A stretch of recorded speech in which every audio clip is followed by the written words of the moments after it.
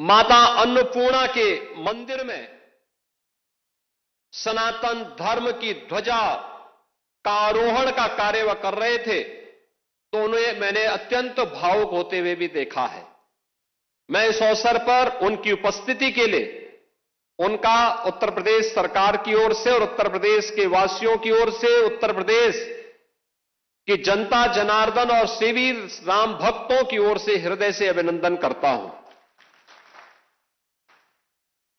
बहन और भाइयों, स्वतंत्र भारत के बाद श्री राम जन्मभूमि आंदोलन के अनेक पड़ाव अयोध्या ने देखे हैं। अयोध्या जिसके नाम से यह एहसास होता है कि यहां कभी युद्ध नहीं हुआ, यानी कोई भी दुश्मन यहां के शौर्य से, यहां के वैभव से, यहां के पराक्रम के सामने कभी टिक नहीं पाया।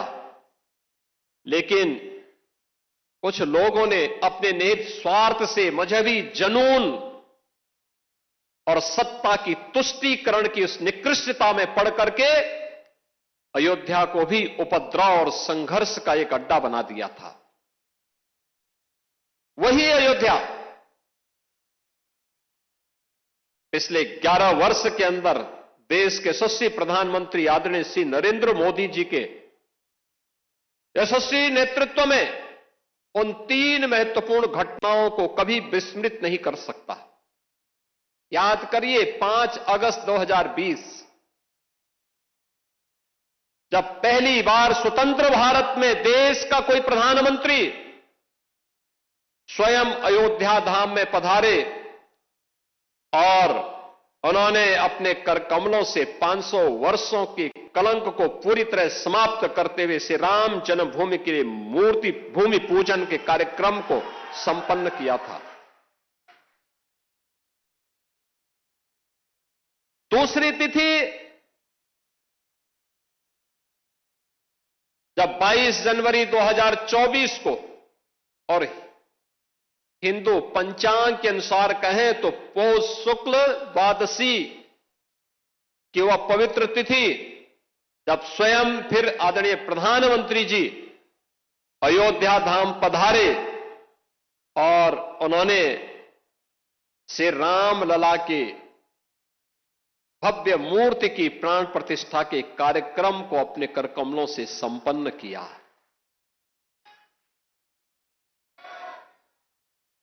तीसरा,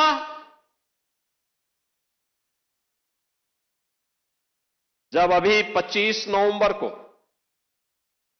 विवाह पंचमी के शुभ अवसर पर आदरणीय प्रधानमंत्री जी फिर अयोध्या आए थे और राम मंदिर के मुख्य शिखर पर उन्होंने सनातन धर्म की ध्वजा पताका को, भगवा ध्वजा को प्रतिष्ठित करके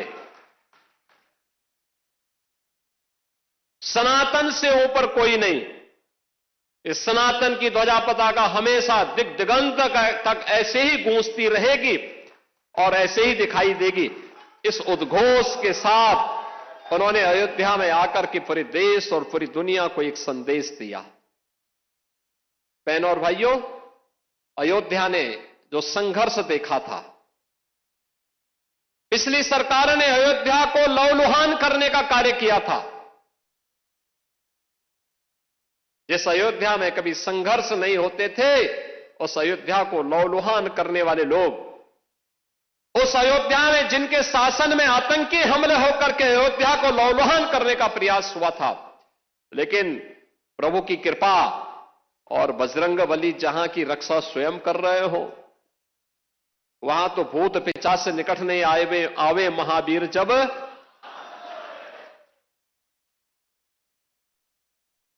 हनुमानगढ़ी में भगवान यानी हनुमान जी महाराज स्वयं विराजमान है। कैसे कोई आतंकी यहां घुस जाता, जैसे ही उन्होंने दुस्साहस किया था 2005 में, याद करिए कैसे पीएसी के जवानों ने ठक ठक ठक ठक करके वहीं पे उनको मार गिराया। अयोध्या तो संदेश देती है और उसी संदेश को आगे बढ़ाने के लिए अब आप देखते होंगे देश और दुनिया का कोई भी ऐसा श्रद्धालु नहीं, सनातन धर्मावलंबी नहीं, जो अब अयोध्या आकर के दर्शन करके अभिभूत न होता हो। 1 लाख एवरेज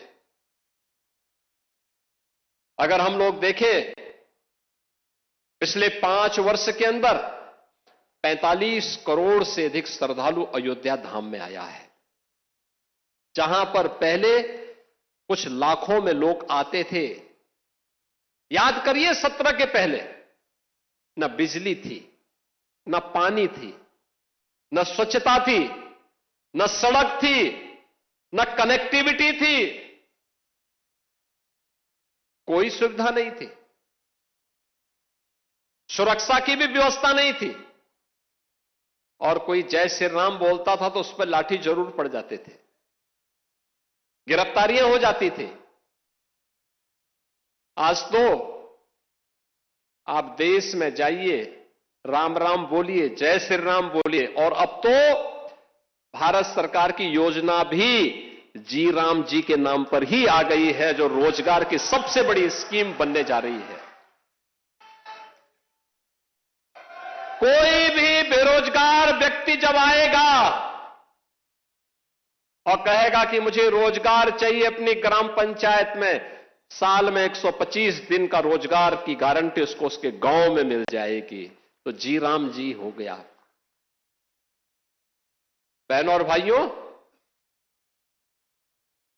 अयोध्या आज दुनिया की पहली सोलर सिटी, भारत की पहली सोलर सिटी के रूप में अयोध्या आ गई है। सूर्यवंश की राजधानी, पहली सोलर सिटी। अयोध्या में अंतर्राष्ट्रीय एयरपोर्ट महर्षि वाल्मीकि के नाम पर। रेलवे की डबल लाइन के साथ अयोध्या नाम जुड़ गया है। बेहतरीन कनेक्टिविटी अयोध्या का, लखनऊ से, गोरखपुर से, प्रयागराज से, काशी से, हर ओर से। अब अयोध्या में क्या नहीं है। जिस अयोध्या में सिंगल लेन की सड़कें थी, आज चारों ओर से 4 लेन की सड़कें। और कोई भी श्रद्धालु आता है, किसी भी सीजन में आए, आराम से दर्शन करता है, अभिभूत होकर के, मस्त होकर के फिर जाता है, अभिभूत होता है। और हमारी पीढ़ी सचमुच सौभाग्यशाली है। कई पीढ़ियां, 500 वर्षों के इतिहास को जब हम देखते हैं, 500 वर्षों के इतिहास को जब हम देखते हैं, याद करिए 1526 से लेकर के 1528 से लेकर के 1992 तक, और 1992 से लेकर के